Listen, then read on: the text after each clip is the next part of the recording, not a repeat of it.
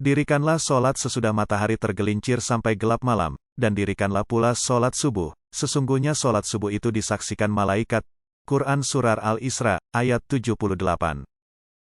Barang siapa yang mengerjakan solat bardain, subuh dan asyar, maka dia akan masuk surga. Hadis riwayat Bukhari dan Muslim. Sekali-kali tidak akan masuk neraka orang yang mengerjakan solat sebelum matahari terbit di ufuk timur. Hadits riwayat Muslim, Abu Daud. Barang siapa solat subuh, maka dia berada dalam jaminan Allah. Hadis riwayat Muslim. Dan barang siapa yang solat subuh berjamaah, maka seolah-olah dia solat seluruh malamnya. Hadis riwayat Muslim. Berikanlah kabar gembira kepada orang yang banyak berjalan dalam kegelapan, Isya, dan subuh, menuju masjid, dengan cahaya yang sangat terang pada hari kiamat kelak. Hadis riwayat Ibnu Majah, Tirmidzi. Solat subuh dianggap sebagai amalan yang kebaikannya melebihi dunia beserta isinya. 2 rakaat salat subuh itu lebih baik dari dunia beserta isinya. Hadis riwayat Muslim, Ahmad. Setan membuat 3 ikatan di tengkuk salah seorang dari kalian ketika tidur. Di setiap ikatan setan akan mengatakan, malam masih panjang, tidurlah. Jika dia bangun dan berzikir pada Allah, lepaslah 1 ikatan. Jika dia berwudu, lepas lagi 1 ikatan. Jika dia kemudian mengerjakan solat, lepaslah ikatan yang terakhir.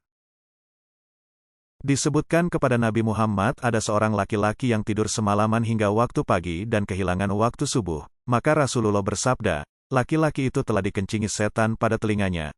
Agar terhindar dari hal tersebut, manusia sudah selayaknya bangun di awal waktu subuh dan menjalankan salat subuh tepat waktu. Pada waktu itu adalah tersebarnya rahmat, banyak permintaan yang diberi dan dikabulkan, dan juga nikmat semakin sempurna kala itu. Hadis riwayat Muslim. Seusai solat subuh janganlah kamu tidur sehingga melalaikan kamu untuk mencari rejeki. Hadis riwayat Tabrani. Maka bertasbihlah kepada Allah di waktu kamu berada di petang hari dan waktu berada di waktu subuh. Quran Surat Ar-Rum ayat 17.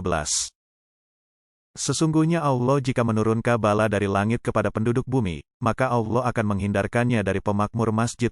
Hadis riwayat Askari.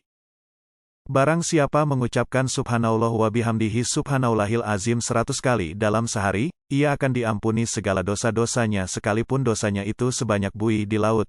Hadis riwayat Muslim dan Tirmidzi. Batas antara kita dengan orang-orang munafik adalah yang menghadiri solat isya dan solat subuh. Hal itu dikarenakan orang munafik tidak akan sanggup untuk menghadiri kedua solat tersebut. Hadis riwayat Imam Malik.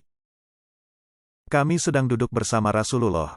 Ketika melihat bulan purnama, beliau berkata, sungguh, kalian akan melihat Rabb kalian sebagaimana kalian melihat bulan yang tidak terhalang dalam melihatnya. Apabila kalian mampu, janganlah kalian menyerah dalam melakukan solat sebelum terbit matahari dan salat sebelum terbenam matahari, maka lakukanlah. Hadis riwayat Al-Bukhari dan Muslim.